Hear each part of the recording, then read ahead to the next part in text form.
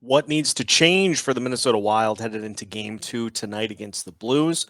Are we looking at lineup changes or just some mentality changes? We discuss as we preview tonight's game two against the Blues today on Locked on Wild. You're Locked on Wild, your daily podcast on the Minnesota Wild.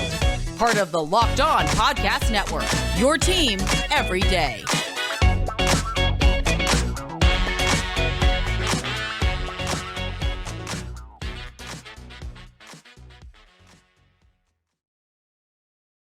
Welcome to another episode of Locked on Wild, your daily Minnesota Wild podcast, part of the Locked on Podcast Network, your team every day. Thank you for making Locked on Wild your first listen each and every day. And just as a reminder, Locked on Wild is free and available wherever you listen to podcasts. On today's episode of Locked on Wild, we gear up for game two tonight with a look at the changes the Wild are making, both to the lineup and just to scheme against the Blues here this evening. Plus, we take a look at how some of the other Central Division teams did to get some perspective as to where the Wild sit down 1-0 against the Blues. My name is Seth Topal, host of Locked on Wild, your veteran captain of the show, content producer for Minnesota sports with well over a decade's worth of experience covering your favorite Minnesota teams through the ups, through the downs, through the playoffs as well. Game two is tonight for the Minnesota Wilds against the St. Louis Blues. We all know what happened in game one. Wild ended up losing 4-0, and there was plenty of reaction on social media from myself, from everybody, as to how things went in that first game. And so we flushed all that and just about knocked a lamp off my desk. We flushed all that and now are ready for game two here tonight, with the Wild having a chance to even the series at one game apiece. Biggest news of the day, and this is part of why we waited to record today's episode, was there are a couple of there's one change in the lineup, not necessarily who you would expect. And so to start off today, we'll talk about the fact that Marc-Andre Fleury gets a second consecutive start and not Cam Talbot in net for game two. Now, you look at both of these goalies, and obviously Talbot had a sensational end to the season, unbeaten in regulation in well over a month, and had a really, really good season for the Wild here this year. Marc-Andre Fleury was the guy that the Wild got at the deadline to be the one to start in the postseason. There are a couple of different things that you can point to as to why this decision was made by the Wilds heading into game two tonight. First and foremost is Fleury wasn't like top level Fleury by any means. I don't know that he was necessarily the reason that the Wild lost the game. It took until the third period for the Wild to really be out of it by all intents and purposes. And Fleury had some great saves. He had the penalty shot save early on in the game. Looked like he was definitely cooking. What it came down to, especially on the power play goals, was rebounds. Now, let's look at the anatomy of a rebound in hockey. Is it more on the goalie for not handling the puck and kicking it to an opponent who is ready for the putback shot? Is it more on the goalie, or in the case of, in one particular instance, I believe it was the second power play goal. So you have the one in which Fleury made the initial save and the rebound kicked out right in front of him. And I think it was Perron. It was probably Perron. He scored 3 of the 4 goals. The rebound kicked out right in front of him, and Perron was there to tap it past him. Fleury was sprawled out in front of the net and was not able to handle it. But in that particular instance, where are the defenders in front of the net to grab the puck and help them out a little bit? I mean, yes, in an ideal situation, you'd like for your goalie to be able to corral the puck uh, and just stop play right there. But the reality of the situation is that they're not going to be able to do that all the time. And so, where is the defense to be able to pick up that puck in front of the net and get it out from in front of the crease, get it out of that area, and to be able to move the puck back up the ice the other way? Another one of the only lineup change really is Alex Goligoski coming in for Dmitry Kulikov, and I think it's specifically for the instance that occurred on the other power play goal in which the rebound, Fleury made the initial save, the rebound kicked out straight to the right, and the Blues were able to score on a tough angle shot. Dmitry Kulikov is like standing in front of the net just watching. Like he's just spinning in circles watching as opposed to trying to make a play on the puck or at the very least keep Blues players out from in front of the net. So, yes, on one hand you would like to see the goalie be able to do a little better in rebound control. But if not, you got to have defensemen that can get the puck out from in front so that those rebound opportunities don't happen.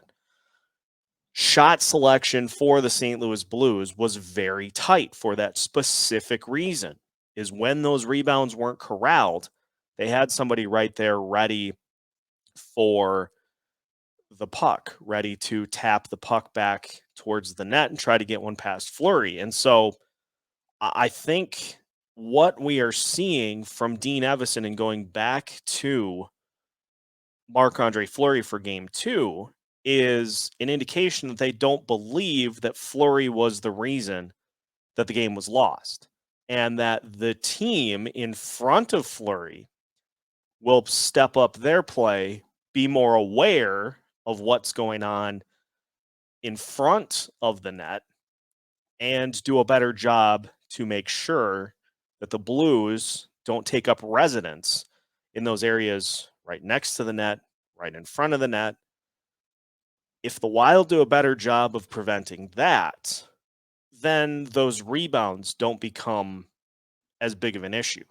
So I personally would probably have gone the Cam Talbot route, but for those reasons, I am fully behind going with Marc-Andre Fleury once again, because I think the other thing that you have to factor in is Cam Talbot's numbers against the Blues this season, in which in 3 games, he has given up a total of 16 goals. Now, that doesn't tell the whole story. Winter Classic, the Wild were without several key players. I believe Jonas Brodin and Jared Spurgeon both were out in that game. There were other Wild players that were out of the lineup as well. So very short-handed against a Blues team at that time that was not. So that was one of those starts. But the other 2 happened within the last month. And you had Jordan Greenway out of the lineup for sure. Matt Dumba was out of the lineup as well. But a closer to healthy Wild team that took on the Blues in those games, and Talbot still gave up 6 and 5 goals in those games. So it's a situation of Marc-Andre Fleury. This is why the Wild got him, and he knows what needs to happen in the playoffs, and the Wild know what they need to do in front of him in order to make game 2 a different result. And I feel like it's a safer bet that Fleury is not going to have a similar performance 2 games in a row in the playoffs. And again, his of the list of issues for the Wild in game 1, he is far down the list. Maybe not far down the list, but he's down the list. compared to where some of the other things fall in. And so Marc-Andre Fleury in net for game 2. The change that we mentioned, Alex Goligoski in for Dmitry Kulikov. We'll talk about the impact that has because the Wilds get the plus-minus king back in the lineup on defense. And so we'll break that down for you as we continue to gear up for game 2 of Wild Blues here today on Locked on Wild.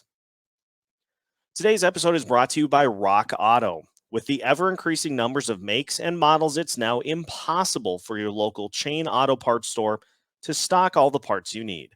Why endure often pointless or seemingly intimidating questioning like is your Odyssey an LX or an EX? And why wait while the person behind the counter orders the parts on their computer, choosing the only brand their warehouse may happen to carry? You have computers with access to rockauto.com at home and in your pocket. You can save time and money when using Rock Auto. Why choose to spend 30 to 100% more for the same parts from a chain store or car dealership? RockAuto.com is a family business serving do-it-yourselfers for over 20 years, and RockAuto.com's prices are reliably low for every customer. They have everything you could possibly need from brake parts to tail lamps, motor oil, and even new carpet. So head to RockAuto.com right now and see all the parts available for your car or truck. Make sure to write Locked On in their How Did You Hear About Us box so they know we sent you. Amazing selection, reliably low prices, all the parts your car will ever need. All at rockauto.com. Continuing today's episode of Locked on Wild, once again, thank you for making Locked on Wild your first listen each and every day. For your second listen of the day, make sure you head over to Locked on Blues to get the intel on the St. Louis side, how they're feeling up 1-0 heading into game 2. Alex Goligoski back in to the lineup for Dmitry Kulikov, and we keyed in on it in our anatomy of a rebound in the reason by and large that Dmitry Kulikov is not in the lineup for game 2. And it boils down to just a little bit too much kind of watching and not playing the puck. I mean, you can't get caught in the vacuum in the middle of the net with no idea what's going on. And so, yeah, it looked bad. And that's not to say Kulikov didn't have moments throughout the rest of the game. It's just you can't be doing that kind of thing here in the playoffs where everything gets magnified, and it just I fully support and stand by the decision to give him a breather here in this game because you've got your best plus minus guy on the team in Alex Goligoski, who is throughout the regular season was just bizarrely good in that category, a plus 41 on the season. And so a player who I think just as a veteran knows a little better, and Kulikov is certainly a veteran himself, but you put him on that third line with John Merrill, and I think it's a fine way to go to try to make one tweak to this lineup for a specific reason. This has been one of the things that Dean Evason has done all season long is he has given this team an opportunity to fight out of things and get back on track. So I imagine we're going to see pretty much all of the same line combinations with the exception of Goligoski in for Kulikov because it's been a good lineup all season. And so you don't want to hit the panic button after one game in which we have to address the fact that the Wild had several stretches in which they really were as close as you can come to scoring without actually scoring. Hit the post 3 times. So the lineup in and of itself had opportunities. And, Husso standing on his head in game 1 is not something that is necessarily going to happen again if the Wild just gets one of those opportunities to cash in.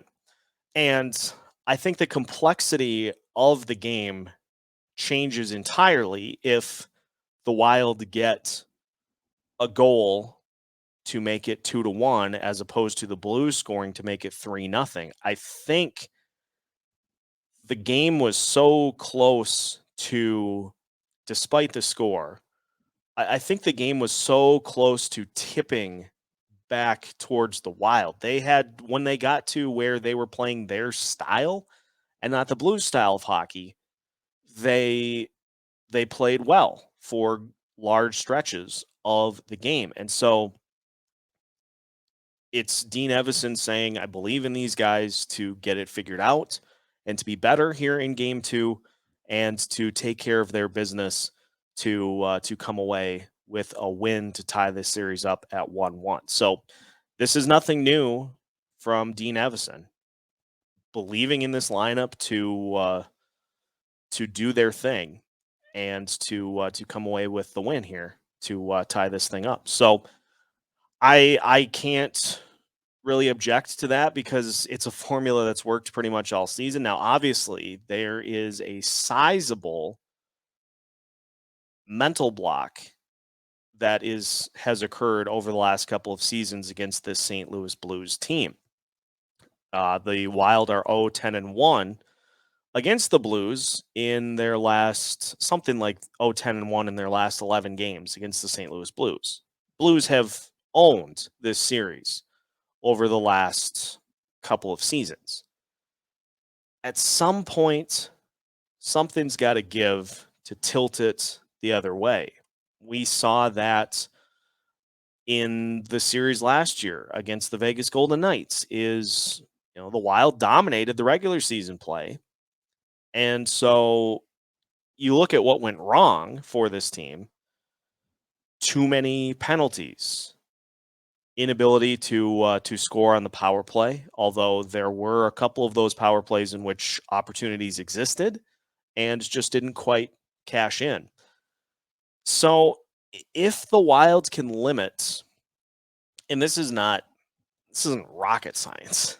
There are a lot of people that are on the same train because it's exactly what has to happen. The Wild can win this series if they don't get pulled down to the level that St. Louis wants to play. And I know it's a little bit different scenario, but look at what the Colorado Avalanche did to the Nashville Predators. Again, there are differences, but Nashville, a physical team that tries to frustrate the opponent and then take advantage on special teams. The Avalanche are not a team that is necessarily built to play at that particular style. And so they just took care of business from the get-go. They were wheels in full motion as soon as the opening puck dropped. They never gave Nashville the opportunity to play at that style because they had a 2-goal lead before you could blink. Again, some differences. David Rittich is not Ville Husso, and the Colorado Avalanche are the best team in the Western Conference. Nashville certainly isn't, but I think in terms of how the Wild can take away the ability for St. Louis to do their thing is by getting to doing theirs quicker, by getting out to an early lead. Take the ability for St. Louis to do that, make them have to play catch up the rest of the way so they can't get a 2-goal lead and just body people the entirety of the rest of the game. If the Wild can get out to an early lead, I think that's going to not only for the game's sake, but mentally too. The Wild need to get out to an early lead in this game so that they have a little confidence going in. Hey, we can play with these guys. We can beat these guys. You have to get one to take away some of the tension, take away some of the oh, here we go again. Blues are just going to Blues have scored. they're just going to take control of this game. Because the Blues are not going to beat the Wild every game for the rest of the time in which both franchises exist. That's just not going to happen. And so, as soon as the Wilds kind of mentally just ignore that stuff, they'll be fine. So, some interesting changes in the defense for the Wild. Mentality wise, we touched on a little bit with what made things successful for St. Louis. And so to finish off, we'll just look at where some of the Wild's shots should take place in game two to finish off today's episode of Locked On Wilds after this.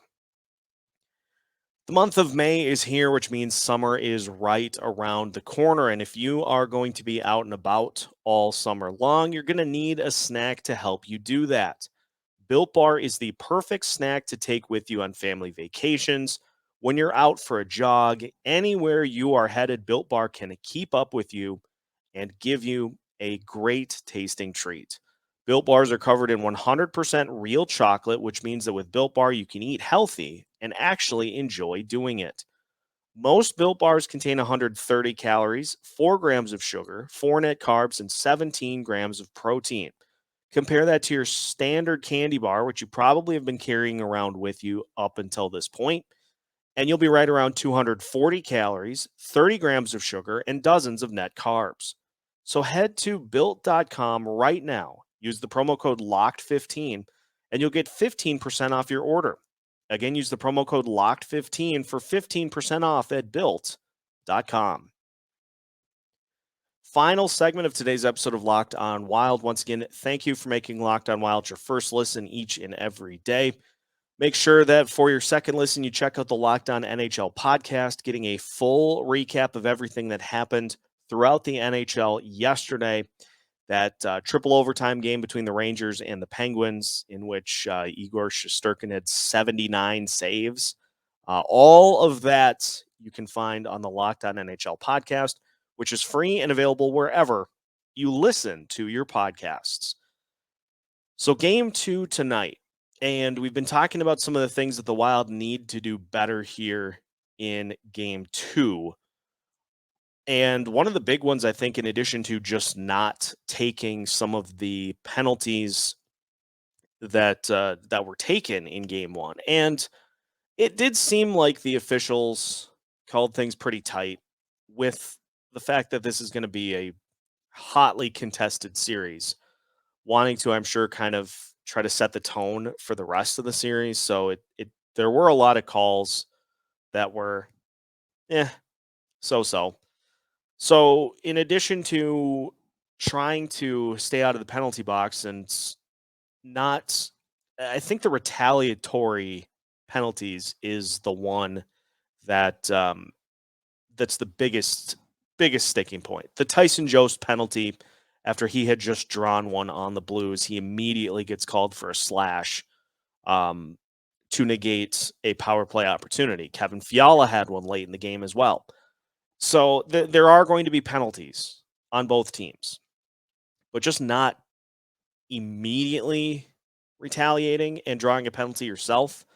That's one thing that the Wilds can do to not only give themselves more opportunities, but also to eliminate some of the opportunities that the Blues had in game 1. And shot selection as well is a big part of why the Blues had success and why the Wild didn't. A lot of time, because the Blues made it a conscious effort to eliminate the possibility to get to around or in front of the net, a lot of the shots that the Wild took came from further out in the zone, which led to some easier opportunities for Husso to make saves. The Wild did, as I mentioned, come up unlucky with hitting the post. I think it was 3 times. And so one of those goes in, like I said, and I think the complexion of this game changes substantially. So the Wild just they need to do a better job of trying to force the issue inside. St. Louis is going to try to take that away, but if the Wild are going to get into that area, they are going to have to move the Blues out of in front of the net to get some space there themselves. So that's whether that's the likes of the fourth line in Delorier, Jost, and Duhaime, or the Grief line, or somebody. Have to you just have to assert some presence there in front of the net. When the Wild had those opportunities, that scrum that somehow did not result in a goal as the second period was ending, where there were like 4 Wild players right in front of the net, a couple of Blues players, and somehow the puck stayed out. Crash the net, and good things will happen. So when you look at it, in the heat of the moment, it's a frustrating performance in game 1. And I, certainly fell into that spectrum myself. But when you take a little time to kind of step back and view things in this game, the Wild had opportunities, just didn't score on them. And some of that was bad luck. Some of that was good plays by the Blues and by Husso. The point I think to take is that the opportunities existed, and over the course of a series, they are going to even out. Things are going to level out. And so those same opportunities here in game 2, highly likely that the Wild pick up a goal or two in those instances. Because as regular Locked On Wild contributor Alex Micheletti pointed out, Husso has given up some pretty solid rebound opportunities throughout the game. And so, yes, he ended up getting the shutout, but you peck away enough and the floodgates will open. I said this in previewing the series with the guys over at Locked On Blues. I don't truly get the sense that both of these teams are going to not have opportunities to score. Obviously, the Wild didn't in game 1, but again, over the course of the series, I think opportunities will present themselves for the Wild to cash in. And if they're able to do that tonight at home, I think we have a much different story than we had in game 1. So a lot to consider, but at the end of the day, I think the biggest thing is that Dean Evason really not rocking the boat in terms of changes, as he has not all season.